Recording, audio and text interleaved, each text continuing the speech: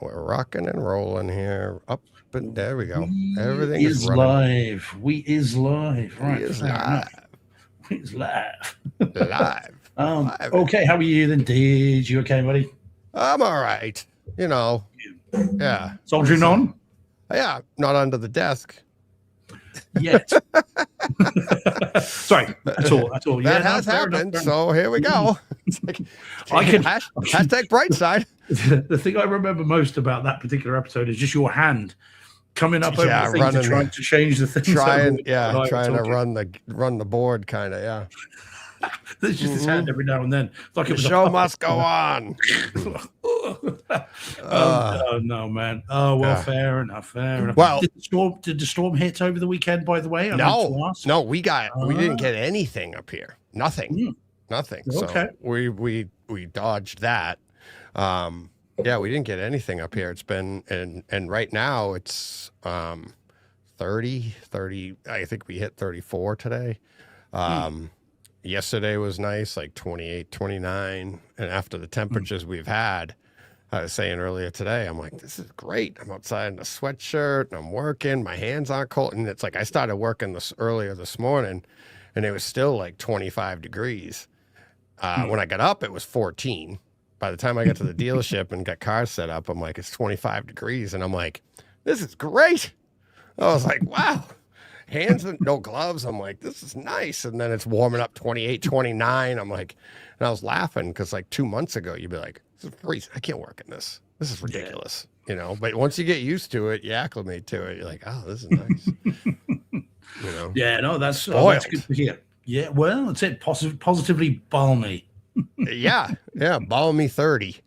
Yeah, that's it. Yeah. But that our weather here since the last few weeks has been like, it'd be like not as what did it say? Like not as chilly, 18 degrees.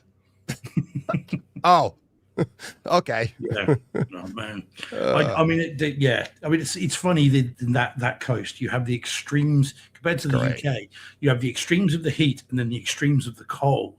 Yeah. Neither of which is a country we could deal with. So it is interesting that you guys just keep soldiering on. I love it. It's like I mean I've grown up here. I love it. It's like all the different, all the seasons. I don't know if you know who. Do you ever heard of Daniel Tosh, the comedian? You mentioned him a couple of weeks ago. I've mentioned him a few times. Yeah. And he's like, he goes, yeah, I like it. It's like, and he wasn't talking about New England specifically, but he was saying how he liked like Southern California and stuff. And he goes, he's like, yeah, all these people. He's like, I love it. He's like, I love the change of the seasons. I love the seasons. And he goes, yeah, I do too. I just get rid of the crappy ones. But yeah, I love the snow till I don't. And then I love the summer till I don't. It's, it's a nice cycle. Coming in hot, blind guy, coming in hot. Yep. Let's see this. What is that emoji? Oh, right, no, look at blind guy. Blind guy 3881. DJ, can you see this? There was an emoji that yes, I can see. Laughing faces, LOL. So blind guy, yeah, I'm nodding. Yeah, right back at you. I'm nodding. Yeah. So yeah. Oh, there we go. He's a legend. He's a legend. Coming in hot. There we go. Yeah, man. That's so funny. Oh boy, that's a great. I just saw that right when you did. I was like, whoa, there we go. That's good. Good stuff. He is there. Oh man. All right. Yeah. So there we go. All righty. Well, again, customary apologies, peeps. So I've had a long week and a long day today. I am again relatively shattered, so do bear with me. If you hear snoring at any point, it's me. Just shout, Deej, wake me up. Bit of free advertising there, Deej. Yeah, free advertising. Vision bumper repair. There we go. For all your bumper painting needs. Vision bumper repair. Creative Paint Solutions. All right. So apologies, guys. Nice. Snoring. Now I can see better. Blind guy. There he is. Sorry. Sorry, bragging. Yeah, so there we go. Right. Yeah. So there we go. Now I do have a question, Deej. And I mean, we can do it before the show. It is film related. Normally we do those after we start. But now this has grown out of a debate that we'll leave for a Takeover Tuesday sometime, because this has got about a 3.5, 4 hour Takeover Tuesday in this. So, but I'm gonna just one little bit. So, a friend and I earlier today, and I swear he knows that on a Tuesday I'm always looking for a question. I swear he knows, because this morning we were talking, and we got talking about. Well, initially, what started it was talking about No Country for Old Men, okay, and talking about how that was an instant modern classic, and that got us talking about classic movies that if you had, say, a bookcase that could have 150 Blu-rays, 4K movies in it, what stone cold universal classics are you having in that bookshelf? Right now, we'll leave that for another day, because we'll be here all day on that. But it's a fascinating conversation to have, because we it was really interesting. But during this conversation, the original Star Wars trilogy came up. Okay. Oh my God. I'm looking for. I'll explain in a second. I'm looking here on the desk. Go ahead. Keep going. I'm listening. Okay, so we both agree. Yeah, so we both agreed that A New Hope and Empire Strikes Back fall into this absolute stone cold, no arguing classic status. So my question for you in this very minor, very narrow thing is, does Return of the Jedi fall within stone cold all-time classic movies or not?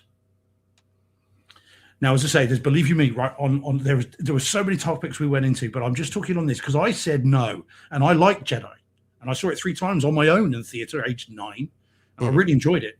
But I don't think it's in the same stone cold classic territory as Episode 4, New Hope, and Empire. What do you reckon? And what are those here assembled think? I agree, because, and I feel like, I know the reason for me personally, and I think it's what happened to a lot of people. That, so you think. Now, granted, there were people in 77 that saw this in their, teens, late teens, 20s, even into their 30s, saw it for the first time in 77, were fans, sci-fi fans, and moved on because they had been sci-fi fans from 2001 and, other stuff, Star Trek and stuff. So you had sci-fi fans that came in at that time, but up until Jedi, it was 100% just sci-fi. Right? Drama, sci-fi drama, space western, whatever you want to call it. It was all space that. Opera. Yeah. Space opera, all of that. Jedi was the first one where we introduced the cute and cuddly Ewoks, where you start, and all of the fan base went, wait, what? Huh? Why are we, it was like, and I always looked at it from my own perspective of like, all right, I was 10 in 77. And then by then I was like too cool for school. John and I have always said like, Ewoks, it's like, it didn't ruin it, but it seemed like it was too much Ewok, too much of that jungle part, when neither of the other movies had any of that. Right. It's like, I mean, we had Dagobah, we had Hoth, we had, Tatooine, we had all of these things. We had Alderaan till it blew up. We had all of these places, but it was about the main characters. And then suddenly in the third one, you bring in this other whole thing that it just felt kind of took away from the crispness of it. So it's still great, but it's just, whereas now you think of Lord of the Rings, those movies got stronger. Yes, as you got to about that. Right. Yeah. It went in reverse. It's like you had in the first two, the first one is very dialogue, very like setting everything up, and you're like, oh boy. But we all knew that, right? It's so by the third one, you had so much action, you had so much wrapping up culmination of everything that it was just, and really it was just, I mean, as far as Oscar worthy and stuff like that, I think they just waited till the end to give it everything. Well, there you go. Yeah, they do, have it all. I mean, as I say, the Takeover Tuesday will be about, when we do it, will be what stone cold classics there have been since 2000. And his contention in this mini debate we had was that there haven't been many. And I said, well, No Country for Old Men, which is how we started on this. Gladiator, which is 2000. Yeah. And we were doing, and I said Master and Commander, although he said he'd never seen it. Outrageous. So that's an argument there about the since 2000, but also then of this 150 space bookshelf, what movies are going on there that are all-time classics, and then what genres are most underrepresented in that 150. It was a wide-ranging discussion, DJ. What can I say? But a Takeover Tuesday on it, honestly, that could be a 25-hour show. Yeah. Because but yeah, Jedi I think is definitely, because as I said, I really like Jedi. I don't have an issue with the Ewoks. To this day, I'll say Ichiwawa quite a lot. Yeah, Chihuahua. But I mean, but see, the funny thing is we had the Jawas, and they didn't really. But they weren't cute, were they? But they were funny. But they kind of were. And it's like they did their little things, but they weren't as big of a presence to the movie. They were just they were a backdrop, right? They exchanged, that's where the R2, the droids came from to Luke. It's like they were a small backstory to the overall story. And I feel like they could have done the same with the Ewoks, but it got to be I thought it was a little too much. And yet, despite the fact they're cute and cuddly, their intention, if not stopped, is to eat our heroes. Yeah. They really could have played that up more. They could have played that up more and made it more of but it ended up like when you're dancing with them later, that's a little different. It's like, all right, how about we take that little but see, they wanted to market that. That's what Lucas wanted to do. He wanted to market that. And the idea was, honestly, it's like, it's that many years later, because it's what, 6 years later? 6 years? Yes, it's 83. 83, was it 82, so, 83? Yeah, 83. So those three all came out 3 years apart. So it's 6 years later. How do we get another group of kids involved? Younger kids, because those young kids from then are now 6 years older. They're into their teens. How do we get more? So, and like we said here, like Steve Att saying Ewoks, Jar Jar Binks, same idea. And Jar Jar didn't bother me any more than the Ewoks did. I wasn't offended. I wasn't mad. I mean, it's part of I get the marketing. I get all that. And then they went to the droids. You have BB-8. The idea is like, there's got to be something to market, right? So I get it. But to me, it's the first two are just like, I mean, those are ultimate classics all day long. Instant classics, weren't they? Generational, transformative, classic movies. But yeah, I think Jedi. And again, he was like, no, Jedi belongs with that trilogy. They're all stone cold classics. But yeah, I don't think Jedi is. As much as I love the Jabba stuff, I love the sail barge stuff, I love the speeder bikes and all that sort of stuff's very cool. And of course, the final confrontation with the Emperor and Vader's redemption as what it was originally called. And actually, while I've got you here, then while we're talking that, sorry, I got you here. Yeah, all right. Okay, tell me this: Return of the Jedi. Who does that title refer to? I think there's multiple meanings to that title. Well, yeah. Because are we talking the Jedi Order? Are we talking Vader as the return of the Jedi? Who are we talking about when we say when right? Luke, is it plural or is it Jedi Luke initially? But right. But of course, he changed it to Return of the Jedi. So who? Yeah, are we it was talking Revenge about? of the Jedi, and I have that used to be a You've backdrop. Poster, here I have the poster, literally right there. And then they changed it to Return, which actually, to your point, is more of a play on words because the Jedi is also plural for Jedi. You know what I mean? So it's like it's the return of the Jedi, meaning the religion or whatever. And or Vader. Or are we talking about Vader? Where Vader came back, and now you have Vader standing at the very end. You have spoilers, everybody. Vader standing with Patrick Stewart and Obi-Wan and Get into trouble, DJ. Yeah, exactly. Yoda. And so you have the Jedi there. So you get the Force ghosts of Jedi. They're all back. They're all working together. They're put in, as we know. Go on, and then Luke is leading the live version training. So it is really the return of the religion because it had everybody up until then had been in hiding. Yeah, right? Everybody that we know now that we know how it worked. After Episode 3. So Yeah. Yeah. I have wondered which one it's referring to. But also, of course, classic moment, Leia in the bikini. Just saying. yeah, very much. There's many Halloween scents have been dressed like that. So been great You costume for or someone Halloween. else? Well, I did a couple. Hey. Very nice. Yeah. These days, I'm putting on weight. I think I'm more Jabba the Hutt, but it's fine. Yeah, it's so should I be sprawled out in front of you? Well, let's not tell anyone about that. Oh Just keep boy, that here we between us. go. I can see the emails now. AI is going to be at it. We won't have a Fifth Element poster for next week, Deej. It'll be a No, very different one. we're going to be laid out in front of you. And who's John in this? John, I mean, he's got quite a beard. I'm thinking Chewie. John will be like, yeah, John's Boba Fett. John will be He would Boba love Fett. He Yeah. would love that. Absolutely. He'd be Boba Fett. Yeah. Alrighty. So yeah, we'll do that Takeover Tuesday sometime. I have a question, and I'll say it's along those lines. I saw it online, and I was shocked at the responses that I saw. So I wrote it down, and I did find out why you were saying. I thought you were going down that road, but it's a different one. So I'll save that one for next week. Okay. All right. So when we get into the show, I have a studio update. So want to do?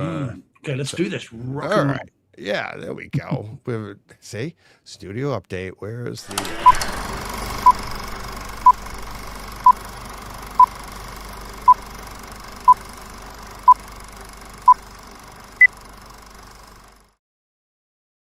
We are Brightside Theater.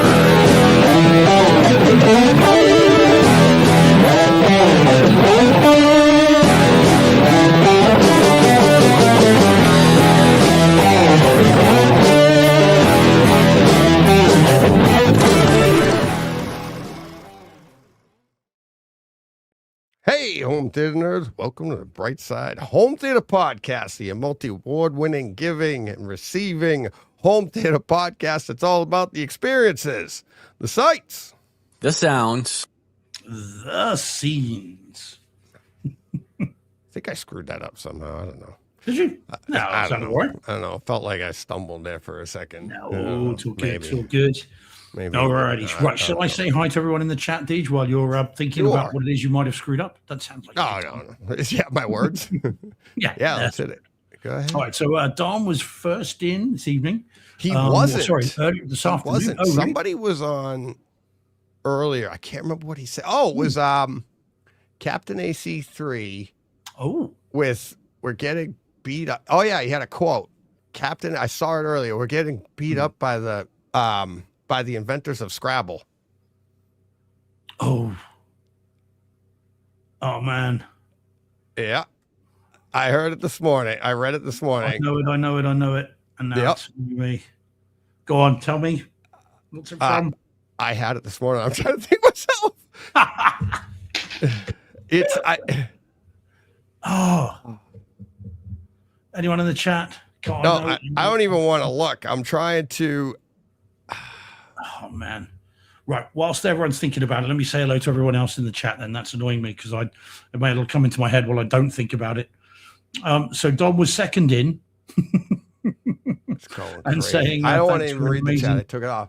Takeover Tuesday. Yeah, you're okay. So Takeover Tuesday, he enjoyed with you and John, which I listened to a fair bit of today. Very cool. Oh yeah. Deep cut. Mm-hmm. Deep cut. That's why I couldn't. I'm like, I knew it, and I was trying to think of what it was. I'm like, and that's why. Oh boy, a little bit. Yeah. I was like, what is it? I couldn't think of it, and I was like, why am I thinking of my dad? Okay. Because that's how I remembered it this morning. And I'm like, what is it? What was the movie? And I was like, Gran Torino. I'm like, no, because it wasn't a comedy. I'm like, what was it? Last Boy Scout. Gotcha. It was, what was it? Damon Wayans? Is that it? Yeah. It was Damon Wayans. Wayans. Yeah. Yeah. I knew it was a comedy. And when I first read it this morning, I was thinking it was, I was thinking something like Jim Carrey said, or Dumb and Dumber or something, but it wasn't. And then I thought about it, and I was like, oh, it was, and then I was like, yeah. And I thought of my dad. And I Oh, was like, nice. Yeah, it took me Yeah, a 'cause bit, he but loves that movie, doesn't he? He loves that film. oh yeah, he loves that. But yeah, so All right, so Don was and now anyway, I mean, I can totally hear Damon Wayans too. yeah. So yeah, Don was congratulating you on the Takeover Tuesday. Very cool Yeah. with John. As I said, I'm Yeah, about we'll an talk hour about that into in a it. minute. Very interesting. Yeah. So Steve Atson as well. Yeah, hey Steve. We've got Jordan Ann saying hi everyone. And Marcus Beebe say he was waiting. Well, we're here now, Marcus. That's the important thing. Wait. Yeah. Yeah. And then we've got Blind Guy, we know, who's saying hello. Yep. Yeah, wave. John Mensor's in. Hey, John. And Holger's in. Hey, Holger. Blind Guy mentioning Lord of the Rings again. Yeah, I mean, that definitely came up very quickly in terms of post 2000 classics. Yeah. And yeah, that's all there is at the moment. But looking at the numbers, there's more in than that. So if you are tuning in for the first time, or if you're not, feel free to say hello in the chat. Always good to say hi and find out where people are. Back to our regularly scheduled programming. Regular time. Regular scheduled broadcast. Same bat time, same bat channel. So any of the people that aren't here that were joining us on Thursday, that was awesome that you could join us on Thursday. Sorry, you can't be here today, but I'm sure they're either going to watch this later or listen to the audio only. But yeah, in the future, things, Steve and I will probably be popping around the days of the week, something like that, because that was fun. And there was, meeting new people and giving everybody the experience, opportunity to come into the chat and stuff. So that was kind of cool. So hey, that was everything happens for a reason. Yeah, and as it was when we did our live Takeover Tuesday that time as well. It's just see what happens, and wow, everyone's there and kind of a little bit of a buzz, and it was great. So yeah, we'll see how we go. Speaking of that, like that Takeover Tuesday with John, it's like that could have gone hours if I put that out live. Him and I, in the comments we would have gotten and stuff. Yeah, but he's very cool. I mean, I love his string of consciousness that he goes on. His stream of consciousness that he'll go on, like it right at the beginning for anyone that did. And again, and this is one of the great things about John, and I say it in as affectionate a way as I can. I love the way that. And by the way, that's not an affectation for the show, as you know. You meet him in real life and you have a beer with him, and it's the same there as well. Yeah. And I think you just said, so what's all this about? Then Eyes Wide Shut, and then about 10 minutes later, he's gone through about 34 different subjects and then circled back round to it. Yeah. And it's fascinating listening to him. It really is. The amount of knowledge, though, like I mean, what'd you say? You're about an hour into it, and I asked we just him got to Dubai. Yeah, and and that's what's I thought was amazing about the topic too, is like you have all these people, and I'd said at the beginning, like ignorance is king or whatever it was. It's like the priority. It's the priority, and it's not. And I use the word ignorant a lot of times, and I never ever I mean it in a bad way, right? It's like everybody's ignorant about something or everything. It's like I don't know a thing about stamp collecting, and I always use that but I would never like diss on it if I came across it online or something, right? I wouldn't be like, that's ridiculous. But it's the difference between ignorance, you're being ignorant of a subject and wanting to no longer be ignorant of a subject, versus being proud of your ignorance. Do you know what I mean? Like if I'm ignorant and proud and I don't care is one thing, but do you know what? I don't know about that and I'd like to. Is very different, and you're the former, not the latter. You want to know about it. You're interested. It's like I want to get educated. I want to learn. It's like ignorance isn't bad as long as you recognize it and either move on. Like I don't really care, so okay, I'll remain that way, or you learn. Right. And I've been ignorant about a lot of things and had debates with people knowing I'm ignorant and be like, I don't understand this, but this is what I think. So I say what I think, hoping I'm right. But if I'm not, you need to explain to me why, because this is how I'm thinking. Because everything I have is like I try to my brain works in that I need to understand why things are the way they are, right? Like, so if you could tell me if you can't tell me why, I have no idea, right? So that's why I'm always trying to work forward with that idea. What I found interesting about this debate online is like people were like, he's literally asking a question. yes, he's angry with Criterion, right? And he's asking Criterion in an angry way, like, why did you do this? What is wrong here? Why did you do this? And people are like, it doesn't matter. Yeah. It does to him, and they've done it before. It's not like this is new. And then you get the view. It looks great. Don't worry about it. It'll be fine. Most people would never notice the difference. Nobody said that isn't the case. But for the people that do notice the difference, you're saying they can't have it when everything else, like, it doesn't make sense. You know, it's like, and that's why I was saying, like, ignorance is the priority. Like, so we're going to cater to the lowest common denominator, the people that would rather stream it anyways. So what's the difference? It's like, you know.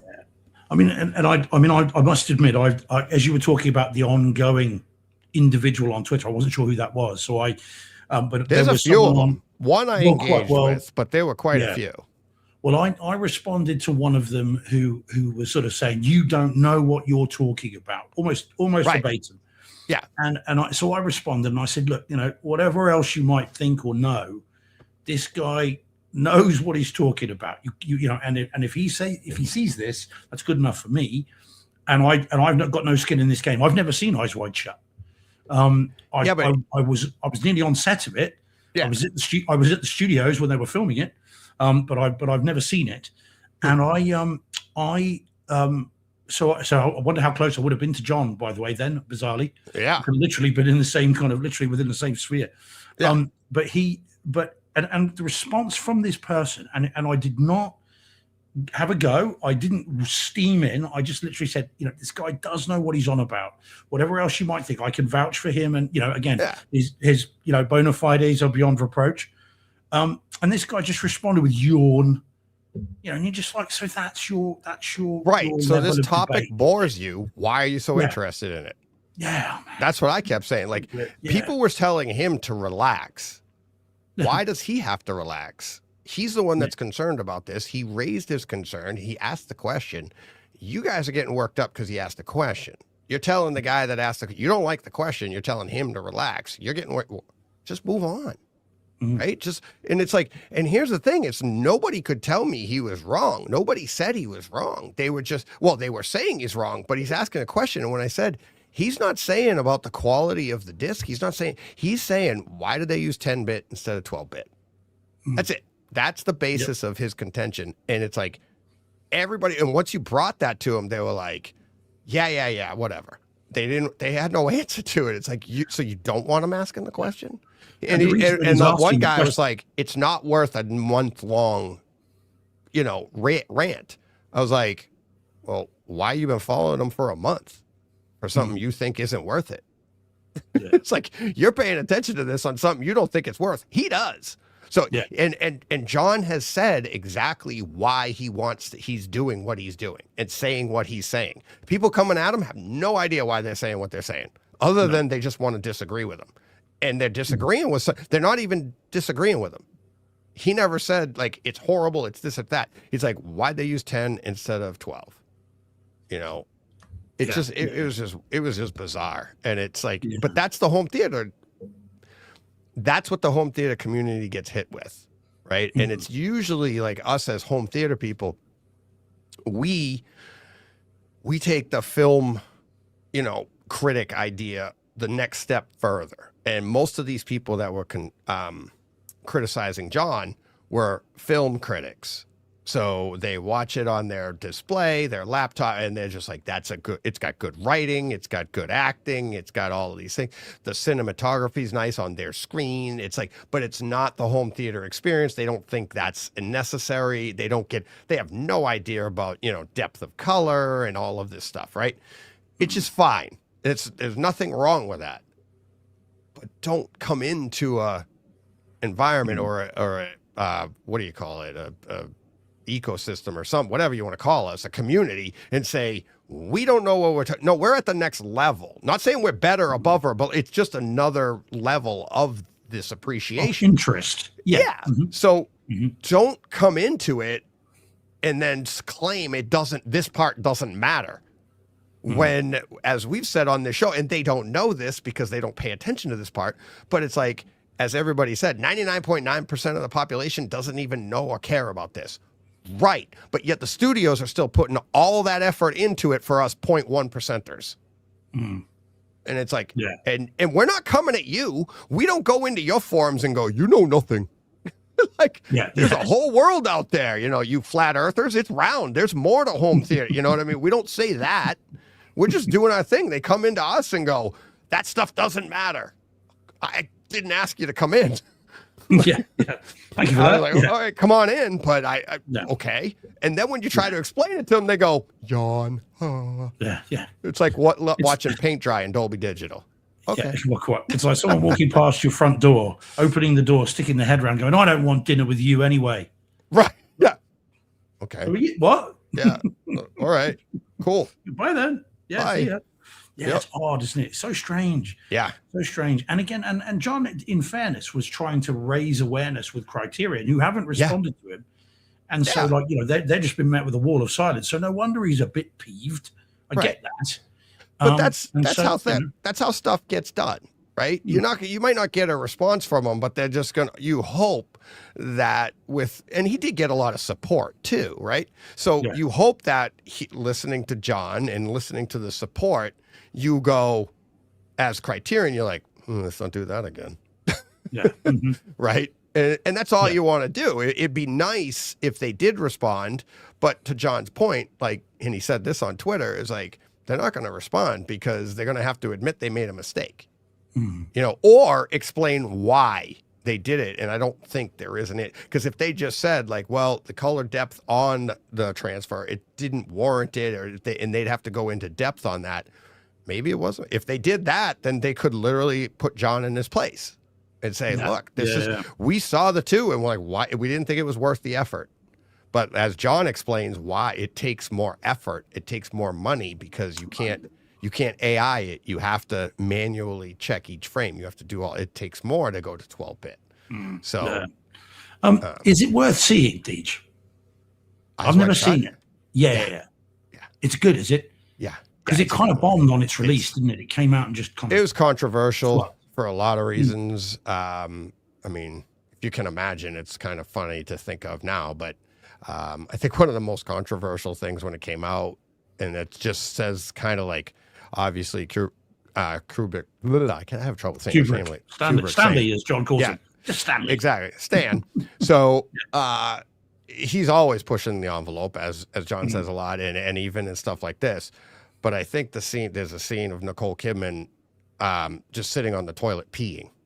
And that was a big, you can't see anything. She's just sitting there, right? And it's just like, you see her legs. And it's a husband and wife. He's getting ready and she's sitting there and they're talking. That was controversial back there. You can't show that. Like, really? And all the stuff that's been on TV, it's like, and on, screens, that was big. But the controversy of the relationship and stuff like, it is. It's definitely. Okay.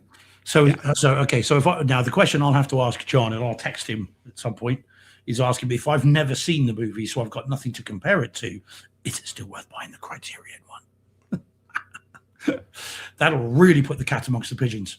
I would say I haven't seen it. I haven't seen but I haven't heard John rip it.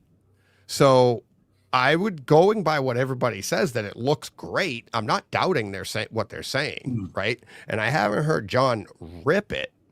I just think he's upset of what it could have been. Yeah, that's so. Yes. I, in my opinion, and it's funny, I didn't even ask him that in the whole entire thing, because it's not really what it was about. It wasn't a Eyes Wide Shut promo or anything like that. It was more about the topic and the idea of how people don't understand what they don't understand and everything like that. So, in my opinion, from everything I'm reading, it still looks really good.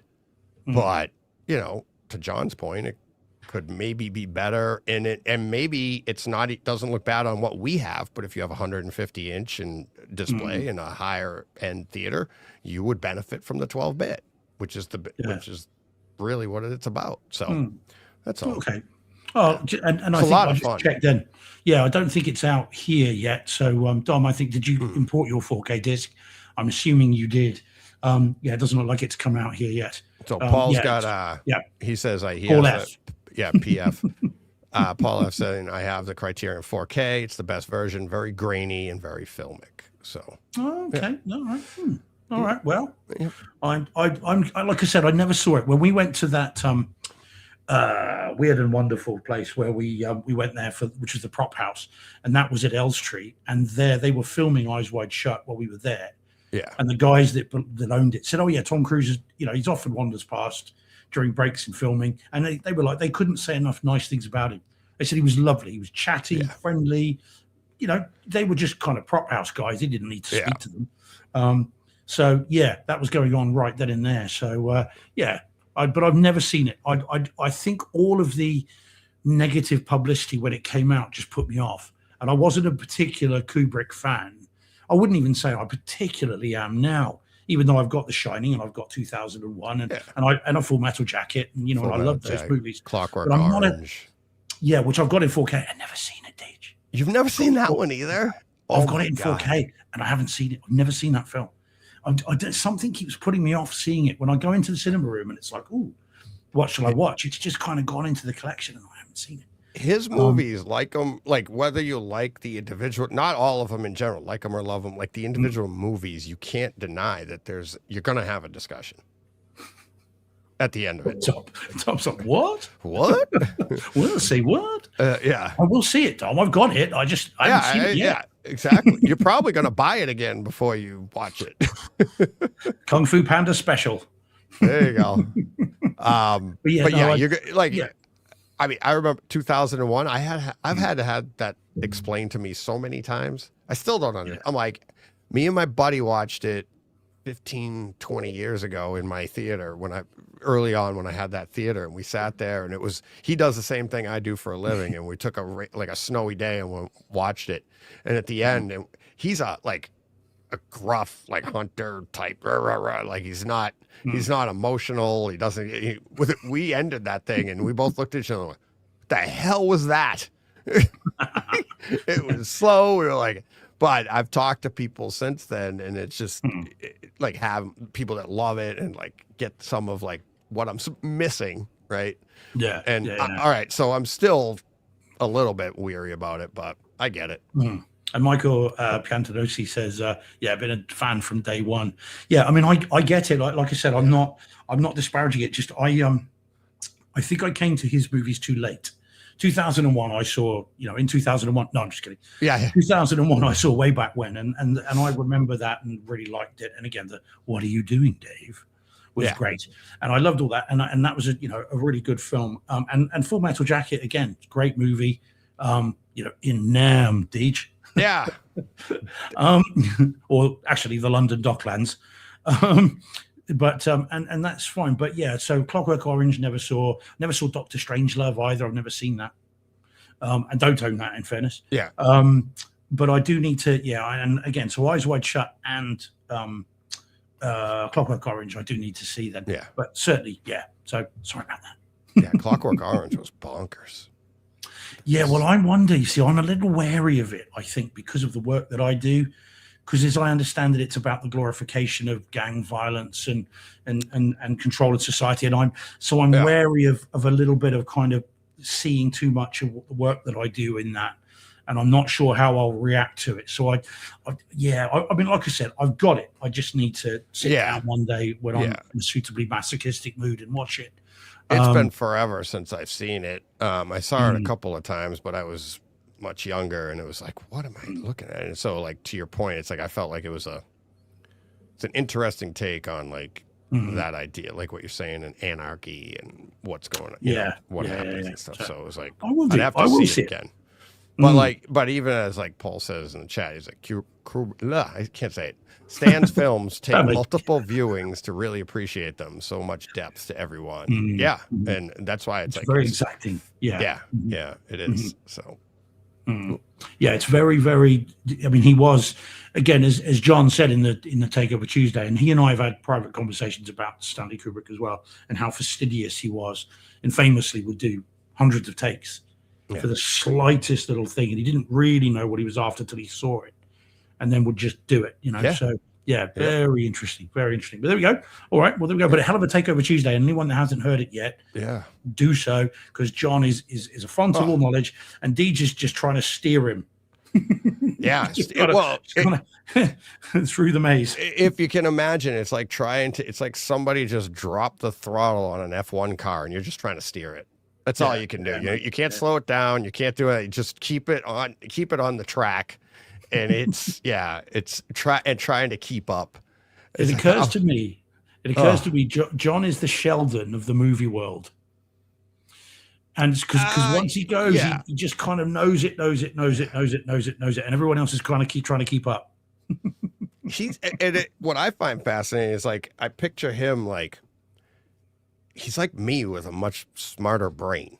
Like his brain works like mine. Like he needs to know why, right? Mm-hmm. And so and that's where he gets all his like information. It's like he's like, so this is this, and then he'll jump back like 40 years ago, this happened, and this technology advanced to this technology, and Kodak was doing this. And then, and to your point, he's like, whoop, he brings you right back to what we're talking about. And you're like, what? It's like, well, when they invented the wheel, they were saying, it's like, all right. I'm like, okay. I'm like, and it's so great to see him. Like, don't stop paying attention. Because everything comes forward, it means something, and you're like, oh, and you learn so much. And like he's literally knowing him. Sorry, that's me. Sorry. Okay, he's like knowing him. I can literally say I've forgotten more about home theater than most people know. So I learn it from him, and then I'm like, I'll hear it later. I'm like, oh yeah, I forgot about that. Yeah, I learned that from John. It's like you've learned so much about movies. Then imagine, it's crazy. Yeah. And then imagine on the 2 times that I met him in London. I mean, I met him locally here as well, which is the first time I met him. But then imagine meeting him in a pub in London, and you've only got about an hour, and that's all you've got because you've got to go and meet other people. And it's just like, oh, John, right? Tell me everything. Yeah. Oh yeah. I'm just sitting here. Don't say a word. Go for it. You tell me everything. Just he's awesome. And as I say, it's anyone that hasn't met him. It's not an affectation. He's exactly like that in private life as well as he's on the show. And it's fascinating. You could just let him go. It's like a wind-up toy. Just wind up thing and just sit back and go. Go. Yeah. Yeah. He's called me. I've called him. He's called me a few times early in the morning because it's later there, right? And I'll be at a dealership. Like one time he called me, it was 8:00, and I got to my dealership early in the morning, and I saw my phone. I looked down, and it's Frank. I'm like, this is going to be a good day. Like, we didn't hang. I came home from work. I didn't get home till like 5:30, and I was still on the phone with him. No, and you just go. And I've done that multiple times. And it's not all home theater stuff either. It's like he just goes. It's just like we debate, we argue, we have fun. That's why I said, I go, don't. That's why I think about people on Twitter and stuff. They're like, don't just take him for what you see there. It's like you could change his mind. But it takes a lot, and once he sees that perspective and he understands, just like me, it's like, that's why I said, I think he thinks a lot like I do. But yeah, he's very cool. Very cool. Alrighty. Should we do some experiences, Deej? Or did you have something you wanted to cover? Oh, studio update. Yeah. So I come home yesterday, and this studio, you remember, was transferred from the house when we sold it. Just like put everything in the truck, boom, bring it down here. But this screen over here that holds the pictures that I show, and I have a screen in particular of 16:9 so that it would fit perfectly when you see it on YouTube. Otherwise, you'll see boxes on the side and stuff. So I had that screen. But that was the only one I had. But on the mounts that I have, you need the screws in the back of the display. That one didn't. So I used double-sided tape. This special stuff no, Steve, this stuff is powerful stuff. Okay, all right, fair enough. All right. And when I moved from the house, I just took the thing, put it in the truck, brought it here, set it up. So it's been like this for about 8 months. So the last week we were showing, and the screen was like, I'm like, uh-oh. And it was starting to get a little crooked, so I tightened it. Well, I come home yesterday and think, bang, it's down on the desk. I was like, the whole thing's apart. So when I moved, I had found other screens in the house, other displays. So I redid this whole display. I've got a newer display. I mean, it's not new, it's all old stuff, but all mounted correctly. Everything's nice. And now this display's a little smaller that I'm looking at you on. So it fits over my Rodecaster, this there. And now I have a bigger screen over here, all mounted nice. And it's like, oh, it's got Greg. hubba bubba. Yeah. So yeah, everything's nice. Everything's all mounted correctly. And you're looking good, looking better than ever, Steve. Oh, very sweet of you. Thank you very much. It's a new skincare routine. Yeah. Yeah. So yeah, it was nice. So I did all that this morning before I went to work because I'm like, if I had to wait until I came home, I would have been stressed all day at work. I'm not gonna have time when I got home. So got up this morning, took everything apart, put it all back together nicely. So yeah, so all ready to go. Good man. All behind the scenes stuff that on your end looks no different to anybody. Yeah, no, that's true, but still good, and important. Let me just deal with Michael a minute. Michael, what do we got? Piantadosi. Just, I mean, there's talk in the chat about Ford versus Ferrari and F1. I mean, F1's my favorite, but only because I've seen it more. Again, I've got them both in 4K, but they are both great. But I'll have F1 for me. But he also says, for your information, Dangerous Animals audio was crazy good. It certainly was, Michael. That's why it was our number 9. Was it? I can bring it up. 9, Let me 10, see. 10. Or was it 9 or 8? One of the two. One of those 3. 8. 8. There we go. Right. Cool. So now number 8 of the year of last year, Michael. Yeah. Very, it's very funny. good. It came in 8th and we both had it 9th. Oh, wow. Isn't that Maths, funny? eh? It's like, I'm looking at it right now. We both had it 9th and it came in 8th. But then Novocaine, it taught, Novocaine came in 9th. You had it 10th. I had it 8th. There you go. Yeah. So, great. So, yeah. Such a good film. Everybody needs to have seen that film. Everybody needs to see it. Yeah. Dangerous. Very good. Very good. Interesting. Okie dokie. We're going to talk more, hopefully, in a bit about another new, very interesting horror film. We will get to the one we have. I have queued up right there. Do you want to start with that? Yeah, can do. Let's get up to some monkey business. All right. We'll get to it when we set this up here, but not that one. Okay. It's important that we cover everything, Deej, from chimpanzee to chimpanzee. Oh, look at that. Did you write that down? No, but I wish I had. Yeah. Why? That's a Simpsons reference. Oh, is it? That is a Simpsons reference. Yeah. Oh, I didn't know that. That's from their Planet of the Apes musical that they did, from chimpanzee to chimpanzee. Oh my God. Anyway. Right, talking chimpanzees. Okay, so first off, out of the gate this week, ladies and gents, is a theatrical release, which is Primate. Have you heard of this, Deej? Is this coming to you fresh? Yes. No, I've heard of it, and I'm just I saw the trailer for it. I'm Well, Greg's on fire tonight. What? Prime joke, mate. Oh, yeah. Oh my God! Look at him go! Yeah. So you seen the trailer? Yes, I saw the trailer for it, and I don't want to see it. I already feel bad. Like, look at the poster. You're not going to think that at the end of the movie, Deej. I'll tell you that now. I already feel bad for him. Like, he goes crazy. I know that, right? Yeah. Well, it's Cujo because it's rabies. Yeah. But with a bad for the animal. I feel bad for the character of the animal. Like, he doesn't want to do that either. Ugh. Wait and see what he does. I know. You can tell from the trailer. I'm like, he doesn't go out and buy flowers. I can tell you that. He certainly does not. Well, if he did, the flowers would be for the people that didn't make it. Yeah, he's planting them. Yes. So Primate. Now, what's interesting about this movie is did you ever see the film Project Nim? It was a documentary. Did you ever see that? No. About real? Okay, so Project Nim, for those that are wondering, is a movie from a few years back where it was a documentary on a real life experiment that was done in the 70s. I want to say might have been the 80s, in San Francisco of a professor who decided that they wanted to try and see how much how human they could make a chimpanzee, right? Yeah. And Nim was the name, all right? Nim Chimpsky, if you want its full name, but anyway, don't know why. Anyway, it is. And so what they did is they literally raised Polish? Yeah, quite. Now this will upset you, DJ. Just so you know, just prepare yourself for this. So this was a real life thing. They brought this chimp from a baby into a human family, and they raised it like a human child. Mm-hmm. And there is some suggestion in the documentary even breastfeeding it. Okay, that's what it was. San Francisco, man. It was a different time. Odd. And they tried to teach it to treat it as a human, taught it to communicate, and all this stuff. And when the experiment was over, having been brought up in a family, they just essentially abandoned Nim. Okay, the professor just decided that's it, experiment over. And just to give you some idea, they sent him off to a rescue center basically, and he was in a cage, having lived in a family.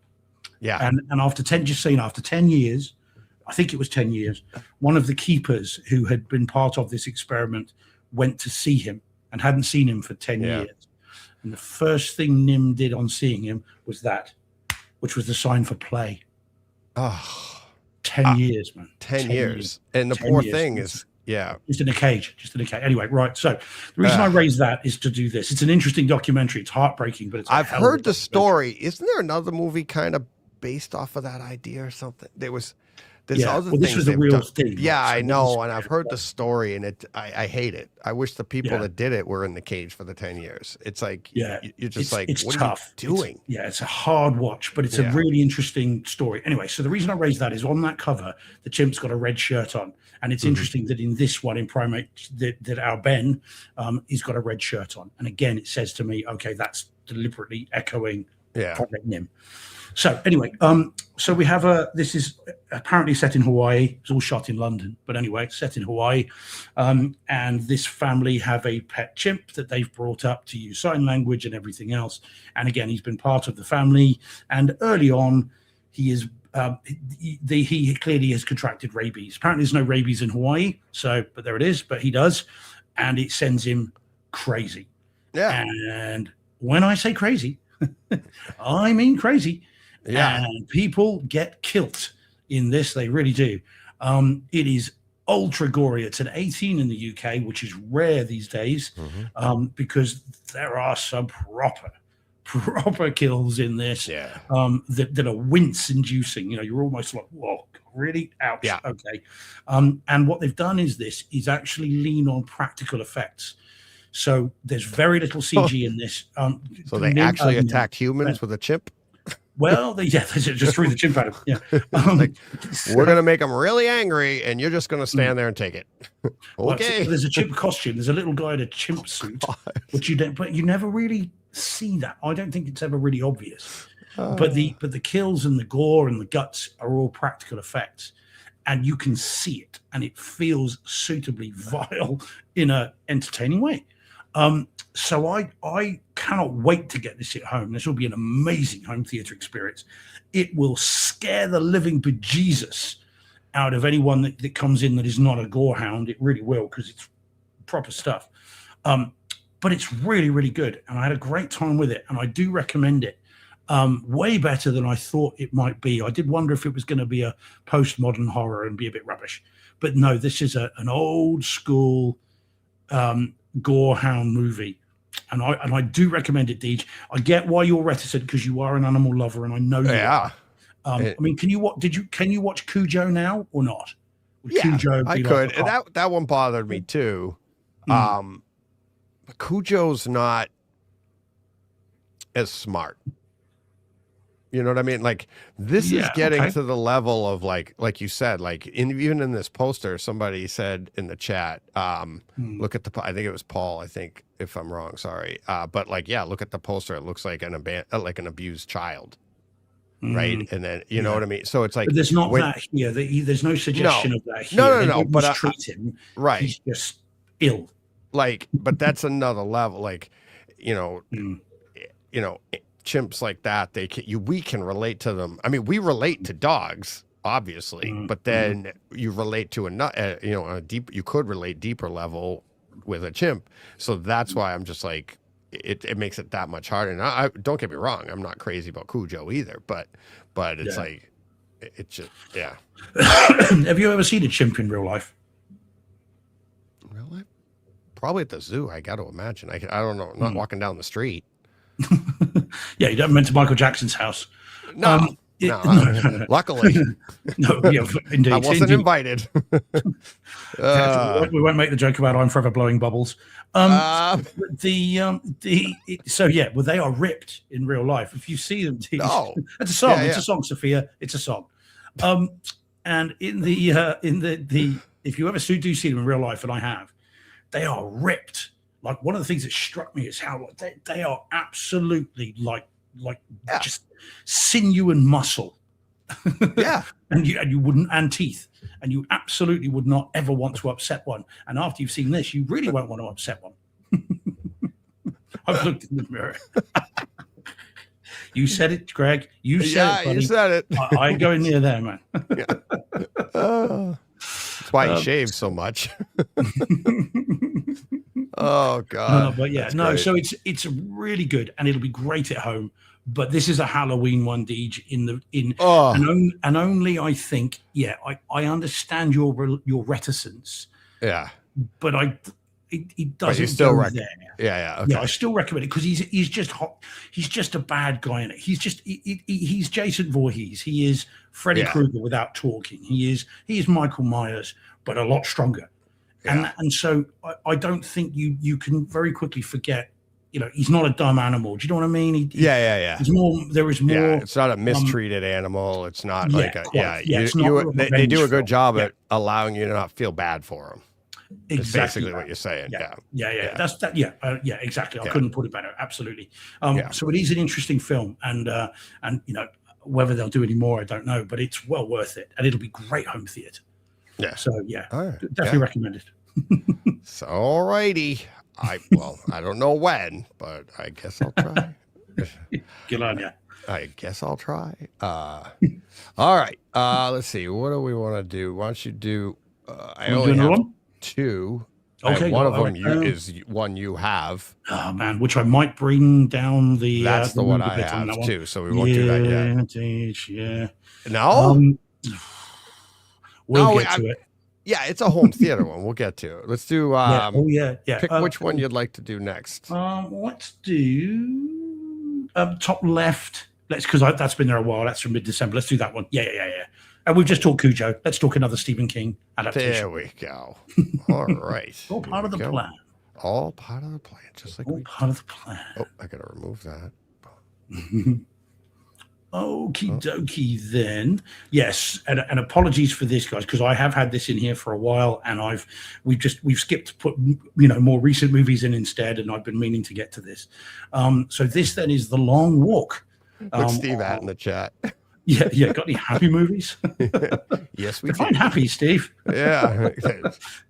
Steve's in his Some. element. This is Steve Hey, George. man. That is Yeah, we happy. did Kingpin and Now Playing 2 last week. What more do you want? Yeah. Exactly. God. All right. So The Long Walk then. So it's the second or indeed third Stephen King adaptation this year with The Running Man. And I suppose Welcome to Derry, I suppose you could include in that.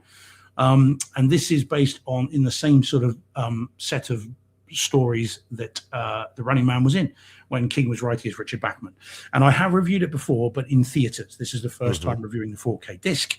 And those that are ardent listeners to Shane Lee will have seen he was very, very taken with this. And I think this was in his top 10.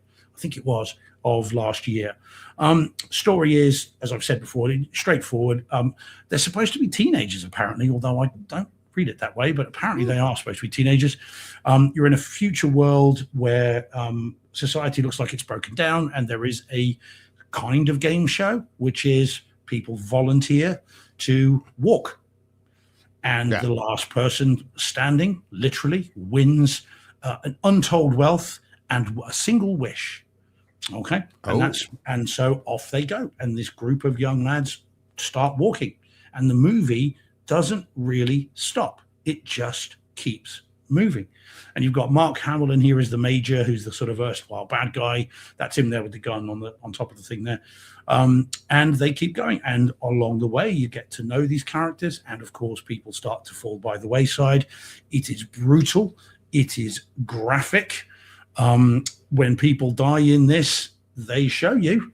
And it's it's a proper film. It really is. Now, what it is great though, and it's really enjoyable, and I did enjoy it the second time round, as difficult to watch as it is, and indeed as it should be. Now, the home theater element of it, excuse me, is very, very good. Looks beautiful, way better than theater. I found it quite blurry in the theater that I saw it in. In this, it's really sharp. It looks great.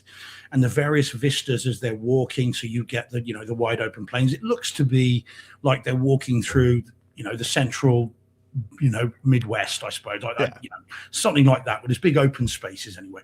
And they're walking through and it all looks beautiful. And there's all rusty cars at the side of the road and dilapidated buildings, and they all look great. And when the violence comes and the gore comes, including a daylight bullet to the head and in and out the front of the face, it looks suitably graphic and detailed. Yeah, it's a proper job, these. I don't mess around with this.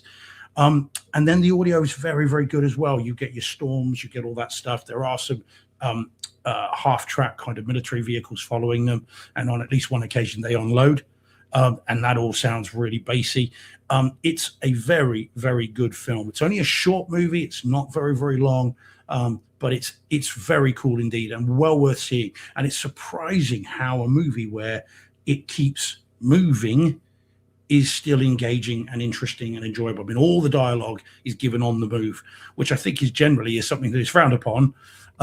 But this is it's a requirement of the movie, and it's really good. So it's recommended.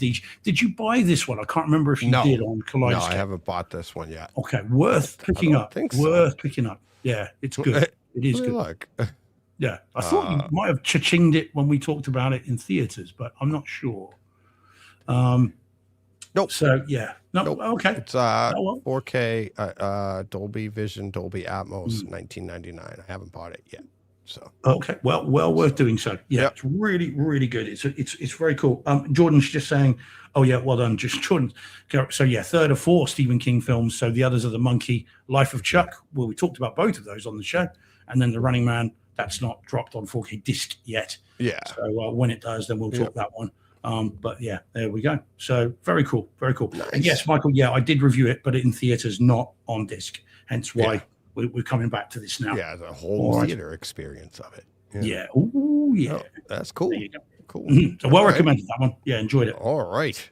All righty then. Let's see now. Where do I want me to do another one? Do you want to do your thing? Because I can talk about one you're going to know. Yeah, or I can do. Where did my? Unless you've got your other ones that you want to talk about. I got this one. Can you see that? I can just about. Not sure what it is. Go on, let me see. Oh, you want me to pull it up? Mm-hmm. Here we go. Let's go for it. Go on. Here we go. Can't remove it. Why does it say remove? All right. Boom. There we go. Oh. Yeah. Do tell, Mr. I Briggs. will. Now, have you seen this yet? No. It came and went from theaters too quickly. I really liked the first one. So, yeah, very curious about this. Yeah, lay it on me. All right. So we're talking about Greenland 2 Migration, 4K Dolby Atmos HDR10, no Dolby Vision. So it's, and if you listen to today's 10-bit Takeover Tuesday, you'll understand why it's 10-bit. So you'll have a different appreciation. So first and foremost, I didn't even do the close-up of it, but that's okay. All right. So yeah, Greenland 2 Migration, 4K HDR, and I did say Dolby Atmos, right? I mean, the movie itself, yeah, it was really good. It was. Okay. Good as the first? Yeah, I think it was. First, great. I think it was. And there's some spoiler stuff that I want to go back and see the first one. And it's like, because these two movies, obviously they go together. And it's allegory to something else. So it's really, really good. The story-wise, I really enjoyed. It's crazy at times. There's a couple, like, I mean, I think you've seen the trailers and stuff, like the escape and stuff. So basically, it's in the title, Greenland 2 Migration. So the first one, they make their way to Greenland, right? Because the Earth is being Well, bombarded. it's topical at the moment, Deej. Huh? Yeah, It's topical at the moment. So, well, according to these movies, we already have it. So, so I don't know what the big fuss is. We're already there. We already have it. So what are we talking about? So anyways, so the Earth gets bombarded with, another asteroid strike or comet, whatever it is, right? And now migration is they've got to get out of there. All right, time to move on. And they have to make their way. And like when they leave the base that they got to, you'll be like, because I was like, all right, leave your brain at the door, because why they only showed a little bit of what would really happen in that situation. And you're like, why are these characters getting all this? And everybody else around them isn't. Like, so that was a little bit weird, right? So, but how close does the moon get? That's no, I know. Oh my God. I can't even watch. Oh, geez. Yeah, I can't. It's just, that was just so bad. That was a tough one. And I love Roland Emmerich, but oh my God, that was brutal. Like, and I did think, I'm like, this isn't that one, is it? No. Okay. No, that's because didn't they come out around the same time? The first one? Yeah, Greenland and Moon. I think it did. Yeah, within a Scraper or whatever it space was. Moonfall, not Moonbreaker. Moonwalker, Moonscrape, I don't know, moon bouncing. But so yeah, so the story is like leave your brain at the door for good portions of it with the, is that feasible or not? But the overall story, what's going on, the family part of it, everything like that, I thought was really good. The ending, really enjoyed the ending, and how it all wraps up and stuff. So the movie, that is. Picture-wise, I thought it was really good. There's a lot of night scenes. There's a lot of detail. There's some beautiful, in the brighter scenes, there's some beautiful like shots of like the sun coming up, especially when they, you get, I won't give anything away, but you see some really nice stuff, but beautiful detail, beautiful black levels, beautiful, like, just the action, and it's hard to describe because you have to see, like, it's not an Earth that but they do a good job with the picture of describing and showing you what it could be like. I don't know if they're filtering it or what, but it's like, it's not an Earth they show space in a way, like looking up at space in a way that I've never seen before, and I thought it was gorgeous. The details and stuff, because they do a lot of that. It's like looking up at the sky and everything. So I think you'll be very taken with the picture quality and watching throughout the movie of like how just everything plays together. And the characters, I thought, looked weathered, very like, and it was very apropos to like I think they've been there for 5 years when we come into this. Okay. So they've been there for 5 years, and you see Marina Baccarin and Gerard Butler and stuff, and look like they've been there for 5 years. And it's, I mean, it looks, the texture of their skin, the color, everything, the way they look, been underground for 5 years. Looks really good. So, okay. The Atmos, I thought, was active, a lot of good stuff around the room, but it wasn't one like I'm not walking away from like that says like, okay, home theater of the year type stuff. I thought it was good bass. Okay. There were good gunshots. There was some, the action was well placed around the room. But I wasn't at the end of it like, oh yeah, that was, I actually, one we're going to talk about later, probably because I wasn't expecting it, but there was a little bit more like panning and stuff whereas a movie like this, that can suffer because you're looking for it. So you kind of take it for granted. But I thought you know, it's a good home theater experience, a really good home theater experience. I really liked the story, but it wasn't one that I'm like, oh, gotta run out and grab that. You know, I just wasn't like that. Wasn't like that. No. But I mean, it's harder now because we've seen so much and stuff. How the hell do you impress us? Yeah, Right. well, And I feel like I'm slighting it, but I'm really not. I'm just saying, like, I mean, it's really good. I think you're really going to like it. I think you might not like the story as much as I did, but I think you're going to like the home theater experience. Yeah, well, I really like the first one. I've got the 4K disc of the first one. I mean, Michael Piantadowski is saying in chat he's got only the Blu-ray, but I managed to track down. I think it's Italian or German, or it might even be like Swedish. But it's the 4K disc of Greenland, and I really like the first one. And I'm certainly keen on the second one based on the trailer, and your comments on it make me want to see it even more. But I think Jordan, who does have his finger on the pulse with this kind of thing, he's saying that it's not been released here in the UK, probably straight to Amazon Prime like the first film did. But if I've got to watch it that way first time, that's fine. It's work for warfare. So if I've got to do that, then that's what I'll do. And then hopefully at some point there'll be a 4K disc and I'll pick it up. But So this was a straight to streaming back in the day because of COVID and stuff. 2020. Oh wow, gosh. 2020. Because I remember watching it at home and really enjoying it. And that one didn't have Atmos, I think. Let me look it up.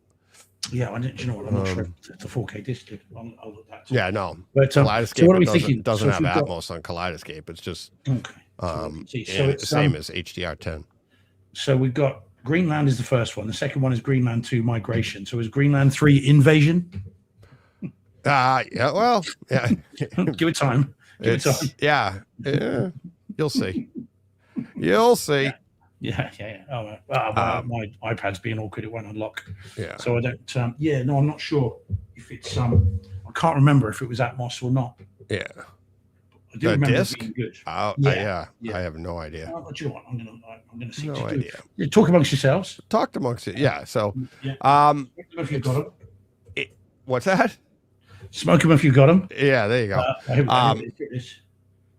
Yeah, it's a Kaleidoscape. It's German. Kaleidoscape only has the HDR10. Let's see. It's DTS HD 5.1. Yeah. Wow, very good though. I remember it being really good. Yeah. It's I mean, I think it would have done better. I'm surprised it got a 2. I think it would have done better if it wasn't for COVID, like we had. I think this is one of the ones that suffered because of that. It was only at home. I don't think it got a theatrical release. It went straight to streaming. But it's like. So Michael's asking what we've just answered. So Steve does the 4K disc of Greenland have Atmos. So it's the German disc, Michael. And no, it's a DTS HD 5.1. But I remember it being really good. It upmixes very well to Neural X. So it's worth seeing. From what I remember, and it was a while ago, the bass was really decent on it as well. It's a solid disc and worth having because, otherwise, you've got it on Prime and that's about it. So, I recommend that. And then Jordan, again, as always, our release date guru. So says that Greenland 2 Migration confirmed to be getting a 4K disc in the US soon. Oh, there you go. I'll import that. That's what I will do. Oh, yeah. So, nice. Yeah, very cool. I'm on Blu-ray right now, Blu-ray.com, and it's 4K, HDR10, same thing, and DTS Master Audio 5.1 for Greenland 1. So, but let's see for Greenland. Let me see if they got a date on here. Greenland 2, it's up for sale, pre-order for 30/22. No release date yet. Okay. Well. Hopefully soon. But that one's saying DTS Master Audio 5.1 as well. But that could just be they could just be going placeholder. cut and paste from Greenland 1. Okay. Well, keep an eye out for that. Yeah. Yep. So. Alrighty. Yeah. So let me see. Take that down. There we go. Can we do? Because we've got loads of time. Can we do the red one? Let's see. If you don't mind, if that's all right. Yeah. The red. It's all red. Because I want to know what you think. There we go. In the middle there. Next to the chimpanzee. I want to know about this. Yo. Prepare for awesomeness. Awesomeness. Here we go. Let's hit it. Yeah. Okie dokie, 1998 movie fans. Yeah. This is the Steven Soderbergh, clearly a warm-up for Ocean's 11, Yeah. Out of Sight, which is a Kino Lorber release, as you can see from that picture, and which I have been meaning to pick up on 4K disc forever. And what's happened was I kept seeing it. It kept popping up on Amazon, and I kept thinking, I'll get it. But it was always quite expensive. And then it had just after Christmas, there was a price drop on it, and it dropped down to about £21. So that's £4 cheaper than a normal new release here. So I'm like, right, that's it. And I pulled the trigger on it straight away, and it arrived just bizarrely on its own rather than be normally buying a whole load of them at once. So now, how many times have you seen this, Deej? Or indeed, have you seen this? Yes. I saw it a few times early on. Oh, okay. This came out in like what 98? 98, yeah. 98. Yeah, and I love George Clooney. So you know, it's I have it on Kaleidoscape, as a matter of fact. In 4K? No, in HD. I have it in HD. Okay. Well, get ready. I haven't seen it in a while. I can't remember buying it though, but yes, I love the movie. I loved it then. I saw it. I haven't seen it in a while, but like you said, it's like, preview to the Oceans. It's definitely a warm up for those. Of that, there can be no sensible doubt that it is. There are sequences, there are shots in this that are straight out of Ocean 11. 11. It's funny because when I haven't really seen this since I've probably seen the Oceans a bunch of times. Oceans 1, 2. And then they kind of 11, 12, 13. Yeah. It's but yeah, it'd be funny to see this again, knowing I probably have a better background with the Oceans movies than I do than this. Yeah. So seeing this, you'd be like, oh my God, this is copying. No, sorry, reversed. Copying this. Yeah. This is definitely a warm up for that. As I said, Clooney's wardrobe is straight out of Ocean's 11. It really is. So, okay. So I had only seen this movie once before I bought this disc. And it would have been back in 98. I think it must have been on DVD. And again, I was a younger man then, 23. And I wasn't expecting the movie that I got. And so when I saw it, I was thinking, this is going to be Tarantino. This is going to be Pulp Fiction. It's going to be Jackie Brown. It's going to be, that's what this is going to be. And it's not that. It's an Elmore Leonard crime caper with a lot of talking and not a lot of kind of, real clear through line narrative story. It jumps all over the place. Now, of course, that's deliberate. So I bought this really looking forward to seeing it again, thinking, well, I'm older now and I'm going to enjoy it more, I hope. And boy, did I enjoy it more this time around. Yeah. I was thoroughly entertained. I really, really enjoyed it. It's definitely a mature movie. Yeah. It's not a movie for your 23-year-old idiot who's just come out of Lethal Weapon 4 or Blade or The Mask of Zorro. 1998 was a good year. And so this was a very different film. Yeah, there you go. That's it. There you go. And so I absolutely just came to this with fresh eyes and really enjoyed it. It's a great film. It is a more adult Ocean's 11 for sure. Yeah. And I thought it was great. Now, I'm very, very, very pleased to report that this disc and Kino Lorber are generally solid with their releases, I would say. This disc for this movie from this era is a thing of beauty. Oh. And I don't say that lightly. It looks phenomenally good. So you've got and it's a very colorful movie. And of course, that's very deliberate. And it just leaps off the screen. The colors are fantastic. The detail levels. If you've ever wanted to stare lovingly into George Clooney's face and eyes, this is the movie for you. Well, I didn't like to say. I didn't like to assume that. But it's 185, so it fills the screen, and there's lots of close-ups on this. Again, Oceans thing. And it looked fantastic. Because he's got stubble in some of it, and you can trace the outline of the stubble. You can see every little mark on his face and on his arms and on the clothing. And it's beautiful and bright. fantastically detailed. There is grain, but it's perfectly managed, so it just looks like a film rather than something that's a problem, which we'll talk about in a minute. It looked absolutely beautiful, and it's in DTS HD Master Audio 5.1. It's got plenty of surround activity. This is not a demo surround movie by any means, but when they're in the prison yard, you can hear conversations going on, you can hear basketball going, you can hear all that stuff. When he at the beginning, when he walks out of the investment house, whatever it is, you can hear traffic noises all around. It's all beautifully upmixed. For fans of this movie, this is a no-brainer. It is a pick this up yesterday. It's stunning, and I cannot imagine this looking any better than it does. No one sensibly on a properly calibrated display, in my view, can look at this and go, wow, because it looks absolutely fantastic. So I really do recommend it, Deej. And if it's not in 4K on Kaleidoscape and you don't think it's coming, then pick this up. You'll be glad you did. Yeah, it's really, really good. And I can't recommend it enough. And it's cheaper on Amazon to get over here, so it's bound to be cheaper there, and well worth picking up. Oh, nice. Yeah, it's really good. And no one was more pleased than me to find this movie that I didn't think that much of first time round is suddenly just become an absolute awesome film. Yeah. Yes, well worth picking up. Yeah, I remember. I wish I remembered it more, but I do remember some of the scenes, and I just love Clooney's chemistry with people in general, right? Great. Can you think of a movie where it didn't work out with him? You know what I mean? Yeah. Where it's you look at it and go, wow, how are they not best friends in real life? That's how you feel when you see Clooney, and it's and him and Jennifer Lopez and stuff, and this and the tension between them, and the one-liners, the sarcasm, oh God. Yeah, it's such a great movie. And there aren't many actors that could walk into a bank and rob a bank with just their voice. It's just so well done, and it's so effortless. He is Danny Ocean in all but name in this.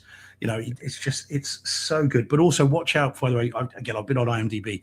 Watch out for his mugshot, because they show a mugshot of him, because he's a bank robber and ne'er-do-well. There is a mugshot in there where Jennifer Lopez looks at it and goes, that doesn't look like him. And that mugshot is his character, Gordon, Gecko, one of the Gecko brothers, Seth Gecko, isn't it? From Dusk Till Dawn. Yeah. It's a mugshot from that film. And the joke being that doesn't look like him. But funny. Of course, it's from another film. So, yeah, it's worth seeing. so yeah, so good. So good. Funny. So we have this question. There you go. Yeah. Fairly soon. I already have it. I have it on Kaleidoscape, just haven't had a chance to watch it. The new 4K release. Yep. Oh, nice. 4K. So I was hoping to have it for this week, but we only did the show a few days ago, so hoping to have it for next week. I'm going to take that. Nice. Because that's one of those. I will pick that up straight away. Yeah, it's great. I'm not sure when that's coming on disc, though. When, I don't know. It's coming. It's got to be coming soon if we've already got it on Kaleidoscape. Yeah, that's good. I bought the Blu-ray a couple of years or so ago, and I think that came with the Full Tilt Boogie documentary, which is like a feature-length documentary on the making of it. So a 4K disc would be very, very good. Yeah, I'd pick that up straight away. I saw that from Dusk Till Dawn in the theaters with a guy who was a professional rugby player. We were at university together, and we went to see this, and I knew what was coming, and he didn't. And he's a big, burly rugby playing type, like I said, professional. Oh God, yeah. And he squealed like a little girl when it. Oh wow. When it changed, he just was like, "What the hell?" Yeah. But I knew what was coming, but he didn't. That was one of my favorite. I saw that in the theater with my buddy, and then I had the laser disc, and it was a great laser disc back in the day. I bet. It was great, great audio, great. The picture on it was, oh my God. And I love that movie. That was, The other one that I was going to say about Out of Sight, it comes from it's all the genre of Get Shorty. It's a smarter. It's Elmore Leonard. It's Elmore Leonard books. Yeah. But the Get Shorty movies were fantastic. Get Shorty, Be Cool came after that. And I remember Dwayne Johnson, The Rock, was in that. That was one of his first big, outside of being a wrestler type, he really stepped out on that one. But Yeah, in a different era, but LA Confidential was an Elmo Leonard one Yes. as well, wasn't it? I mean, I Yep. love that film. That's a classic. We're Yeah. talking about classic movies. That's absolutely one of them as All well. of That those. film is What was great. it? What was it? Things to Do in Denver When You're Dead. LA Live and Die in LA or whatever it is. Live and Die in LA. Mhm. What was that? 8 heads in a something like that. It was so many of them back then. Like whatever Yeah. it was.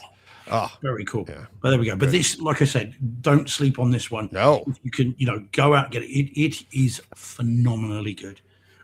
So good. So yeah, well worth getting and picking up. Nice. All right. Oh yeah. All right. Let's see. All right. What do you want to do next? I can do another one. I can do another one that's going to make you bawl like a little girl, Deej. Oh boy. You'll know which one it is. Do I? Yeah. Do I even have to tell you? This one? Oh yeah. Come on. yeah. Tell me you don't roll it. All right. We'll wrap up with the one that you're like, Yeah. Or do you want to wrap up Yeah. with this one? Could do. Yeah, if you want to. Go out yeah, on a high this will note? end- Yeah, quite. Because I do have comments on the next one. That's not that Okay. So we'll do this first. And Yeah, as, go on. actually, since I have it too. So, yeah. Heavens be praised. Yeah, exactly. Thank heavens. All right. Put that up. Here we go.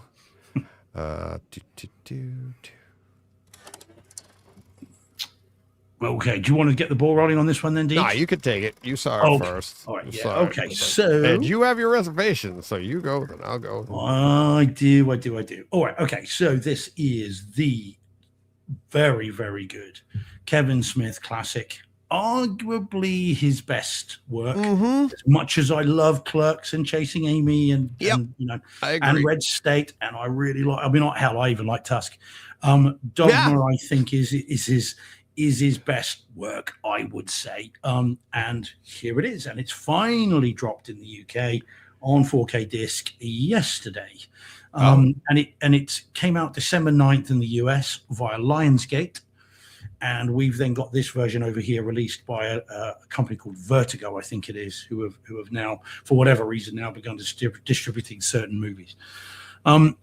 So I watched it last night, and I had this in Minority Report arrive yesterday, right? So I had a choice. Which two am I going to watch? Which one am I going to watch? And I thought, you know what, Dogma, I want to laugh, and I haven't seen this film in ages. I'm one of the few people that still got the Blu-ray, the US Blu-ray of this. It was never released on physical media in the UK.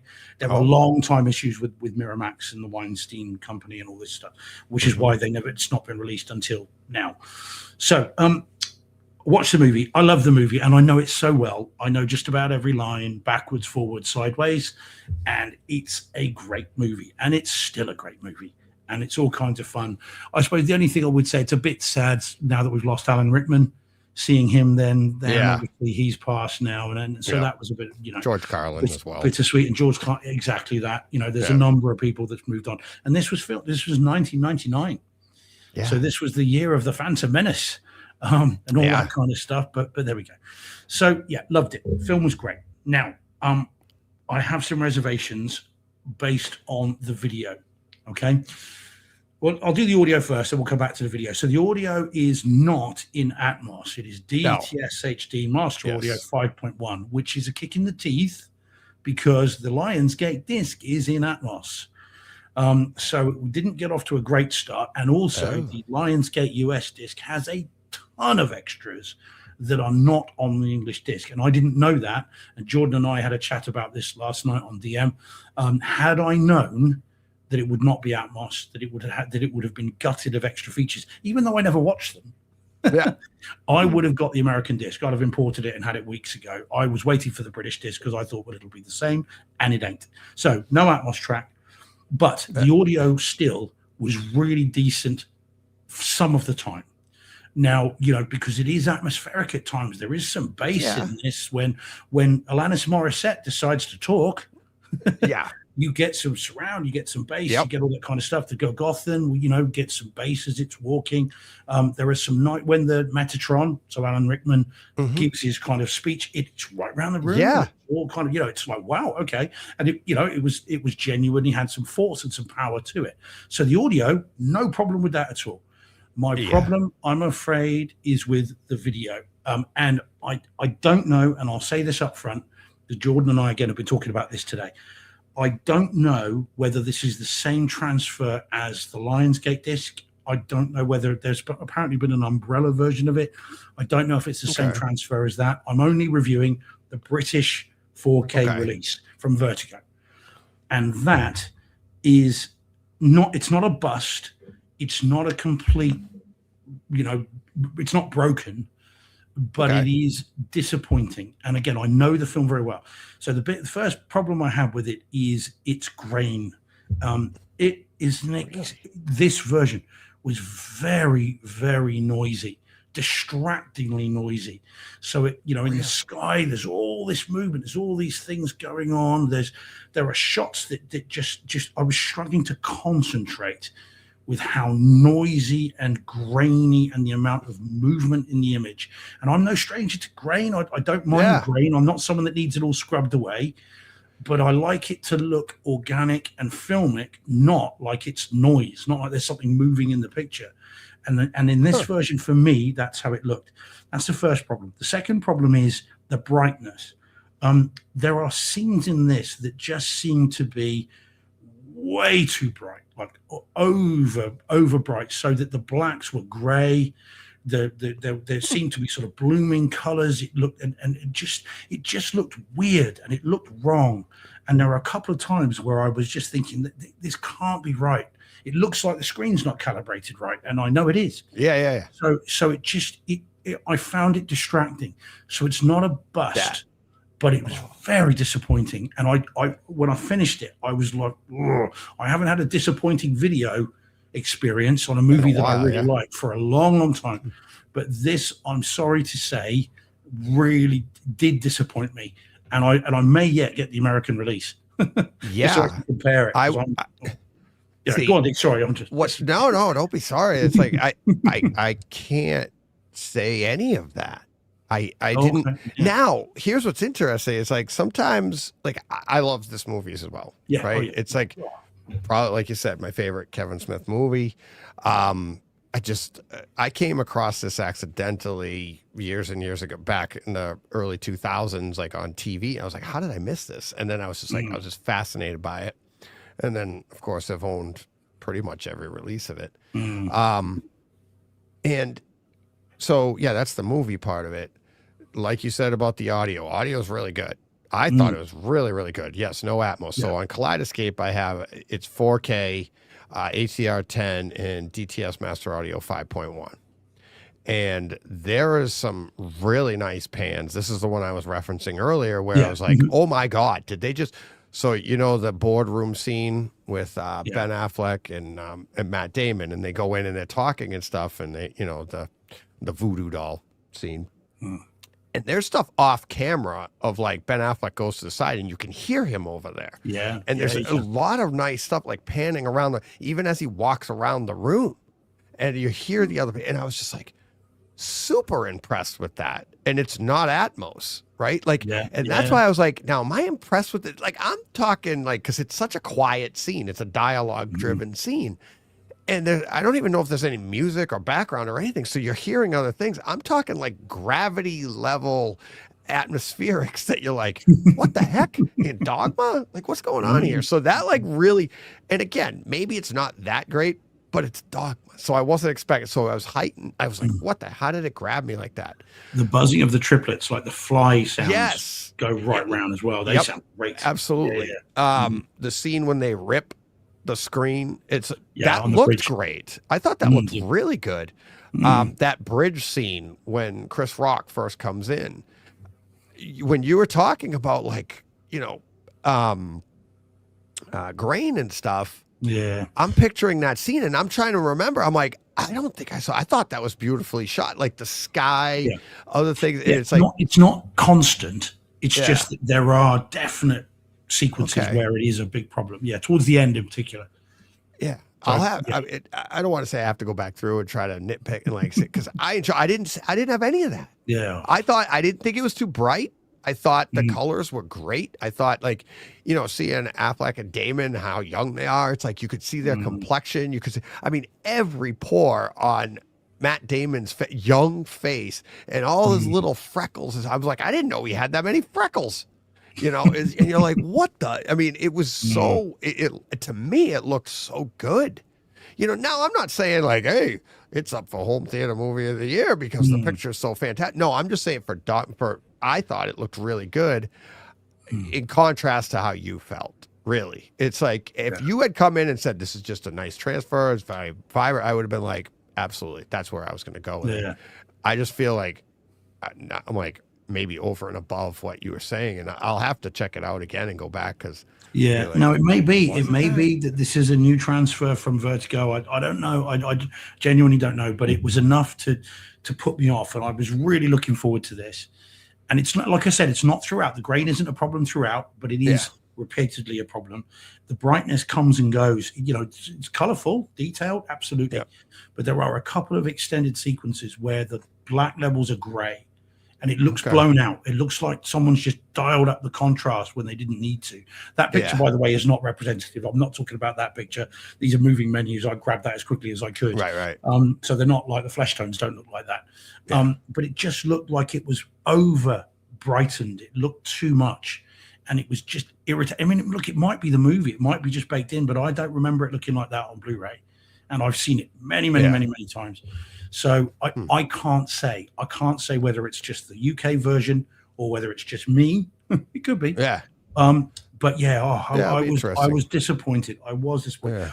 Yeah. The next time my colleague goes to Canada, and she's back now, and I'll be picking up the disc we talked about last week tomorrow. Next time she goes, I think I'm gonna get her to pick up Dogma because I can get it cheap, Lionsgate wise, and then try that version. Because I need to know, to be honest. I really do. So we'll see.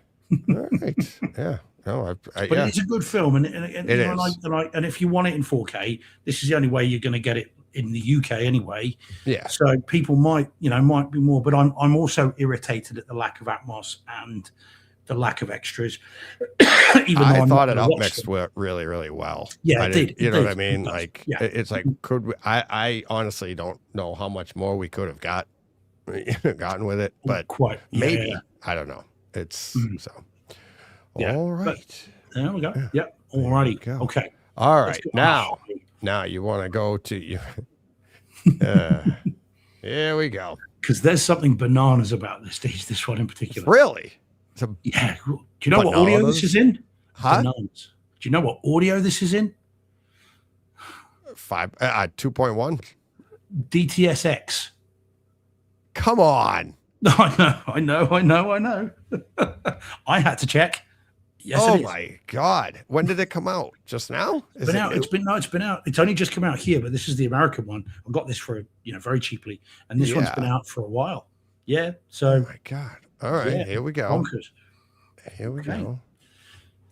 So I don't know if you've seen this film, Deej. Nope. Oh God. This again, modern classic. So what we have here then, and again, please forgive that picture, moving menus, grabbed it quickly. This is the lesser known Field of Dreams with Kevin Costner, which, as I said, I imported from the US, but it's just come out here a couple of weeks ago on 4K disc. Do not let that picture put you off. That is not what the movie looks like. And so one of your favorite movies, Deej, I'm assuming.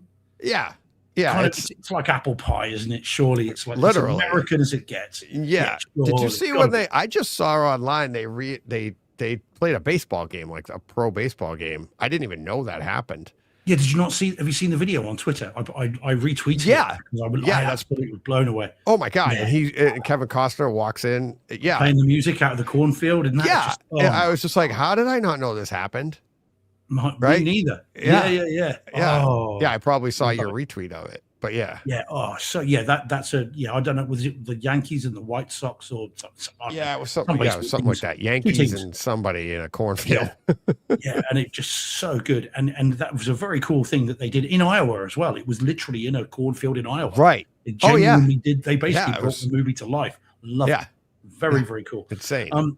So I love this film, and this is a film I think that transcends baseball. I know nothing about baseball, having been to one game. It's not a baseball movie. No, I mean, it is, but but it's about the love of sport. James Earl Jones. Yes, sorry. indeed. Yeah. Love of him too. And Burt Lancaster, of course. But it's a film about generations and a second chance, and about literally doing what you wish you had done first time round, getting another chance, a second wish, as it were, or indeed making dreams come true. and it does transcend the sport, and it doesn't matter if you know nothing about baseball, and I don't. I mean, I've been to Fenway, but only once, and I didn't know a thing about what was going on. But it's a very, very moving film, a very good film. And the person that I was talking to earlier today about classic movies said, like, every time he watches this, and especially the "Hey Dad, you want to play catch?" just makes him cry every time. You know, oh my God! Every single time. Oh my God!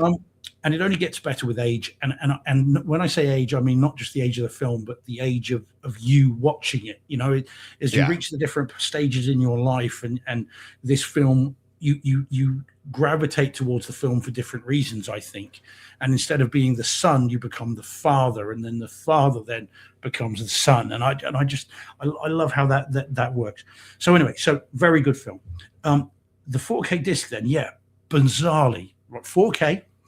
UHD, HDR10. I don't think it's Dolby Vision, but DTS:X audio. Now, who was sitting around at Universal thinking, right, we're going to do Field of Dreams, and thought, okay, what audio do you want? Well, there's not a lot of surround in it. Let's go with DTS:X. Like, what? I wish I understood. Well, I wish I understood. I kind of said the same thing when they did that with Psycho. Yeah. Remember? Mm-hmm. And it was like, quite. Yeah. Why? Yeah. So, okay. So the video on it is very, very, very good indeed. I love how this looks in 4K. And if you want to see, get a sample early on as to how good this is going to be, you get a kind of a little bit of a Costner voiceover and a little bit of his upbringing. So he tells his life story up until that point at the beginning with a lot of archival footage. You don't really kind of get it. Yeah. But once that ends, after about 2.5 minutes, you then get a shot of the cornfield. And the camera's over the cornfield, and it's a shot that's slowly moving forward over the cornfield. That looks, and I don't think this is too much of a superlative, but that to me was like I could reach into the screen and touch it. The three-dimensionality of that shot as a precursor to what's come is fantastic. And I genuinely felt, my God, if that was in 3D, it couldn't look any better. It's stunning. And you've got the shots of the sun going down, and you've got the corn, and you've got the camera floating over it. It looks fantastic. And again, don't let that picture fool you. That is not how it looks. Yeah. So you've got it's very, very detailed, beautifully colored. Costner's wearing a selection of kind of 80s shirts, essentially, because they're supposed to be old, beaten up T-shirts. But you can see every weave, every stitch, every little detail in it. And that's throughout the movie. It is awesome. So it looks great. And then we get the audio. Now, even though it was in DTS:X, I did not expect anything from this. You don't watch Field of Dreams for the audio, generally. You could. At least not until now. Yeah. I could. Now you do. I could see how it can expand the stage, if you will. Yeah. The field. Yes. Yeah. So if you build it, he will come. Yeah. Now resonates around the room. So you feel like you're in that cornfield, hearing this voice moving as Costner hears it. Yeah. And of course, there are a number of times, go the distance, ease his pain, all this stuff. And again, these whispers float in the room. That might be why they went with DTS:X, not because of the bassy stuff we're used to, but because actually it's trying to make something of this. Yeah, it's very effective, very well done. And then, of course, that's before the music really kicks in, and that beautiful lilting music, which again floats deliberately. I watched it Sunday afternoon, and it was a fantastic time in the cinema room. It's the biggest screen I've seen it on because it came out in '89 and I was in Spain then. So I never saw this in the cinema screen. So this was the biggest screen I've seen it on. Lights out, quiet room, sound up. It was a beautiful time in Cinema George. And I really did enjoy it. And I can't recommend it enough. Is it on 4K? It's got to be on Kaleidoscape. Yeah. It's 4K, no Dolby Vision, just HDR10. Yeah. But it's only DTS Master Audio 5.1. Oh, get the disc. So, well, I'd be interested because I've done. They have DTSX, like all the Harry Potters are in DTSX. Yeah, Jurassic Park and that as well. No, Jurassic Park is in Atmos. Remember, and like we did a comparison and stuff. They reissued them, didn't they? Yeah. But like the Bourne series, those are all DTSX on disc. On Kaleidoscape, they're not. And that was one of the first ones that when I first got the Kaleidoscape where I compared it, and it was bass heavy. Like the DTSX was a little heavier in the bass than the DTS Master Audio. But then the DTS Master Audio, like I said, in the Bourne series, I thought the chase scene was more dynamic because if you go too much bass, you kind of get too heavy at the bottom end and the dynamics of it are gone. It'd be interesting to see about this because that's the one thing I noticed about Kaleidoscape too, is they'll do a DTS. The studio is what gives you what you're getting, right? So if they're giving you what is appropriate and what they think is right, then it'd be interesting to compare it. It's like there might be a slight difference, but I want to see that scene now. And but it is in 4K. Awesome. Yeah. It's very, very good indeed. I mean, this was dirt cheap. I think I got it for about £15. This was imported from the US. Yeah. And it was just it was way better than I could reasonably have hoped for. It's very good indeed. Awesome. And there's no other way of watching this. This is the way to see it. So loved it. Loved it. So I'll check it out. Check it there we go. Check it out. All righty then. All right. There we go. Coming in back on time. Look at that. On the button. Look at us go. Look at us go.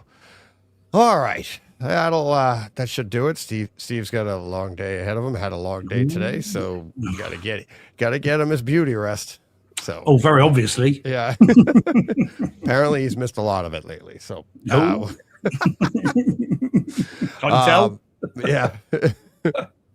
Oh boy. So all right. Not sure if there'll be a Takeover Tuesday next week. I will try. Been talking to a few people. But yeah, Steve and I will be back next week for sure. And so thanks to all the patrons. Thanks to everybody supporting us. Steve, I did it. I'm doing it on purpose now, like it's his name. Steve Brock. Did you see that on Twitter? Steve, John went to a $1 million theater, visit $1 million theater, and he's wearing a Brightside t-shirt. He put it out on Twitter. It was pretty cool. So, but that is really cool when you do stuff because it's like then showing up at $1 million theater wearing Brightside stuff, and they're like, "What's that?" Obviously, they're into home theater, and it's like they've never heard of us. Hey, that's how people learn. And maybe if somebody with $1 million theater wants to become a patron and give a few bucks, hey, that'd be great. That's how it works. We don't mind $1 million theaters either. No, love them. So, but that's how it works. So, tell your friends, tell everybody. And then the ones that don't get an eye roll, they become friends of ours. There we go. So that's how it's been working our whole lives, right? Mm-hmm. Oh, yeah. My boss is telling people about it now. And really? He's not into this at all. Yeah. He's been telling people for the last few weeks, Steve's got a podcast and it's got a thing and they talk movies and it's home cinema. And so he's telling people now. And, he's obviously tuned in at one point and then he's telling people. So word's spreading. There you go. All right. Yeah, there's an uptick. Let me check Podhome, see if we've expanded. I haven't checked in a while. If we've expanded to any other countries. What were we at last? 71 countries? Yeah, I think it was, wasn't it? Yeah. I think it was 71 countries before. Where do people listen? 71 still. Yeah, okay, it's getting harder to grow because we are taking over the world here. Slowly but surely. No. And you're the one doing the James Bond sort of, spin around in your chair. Yeah. The world domination is yours. No. So we're not in Greenland yet. Matter of time. Matter of time. It's only apparently. Someone call the government. No, don't call the Oh, government. wait, yeah, exactly. Don't. Nope, don't do that. So, all right. Thanks, everybody. Thanks for listening. Thanks for watching. Thanks for participating. And, thanks for promoting. Really appreciate that. So, let me find the right page here so I can, there we go. All right. Until next time, you know what you got to do. Go push play. What he said.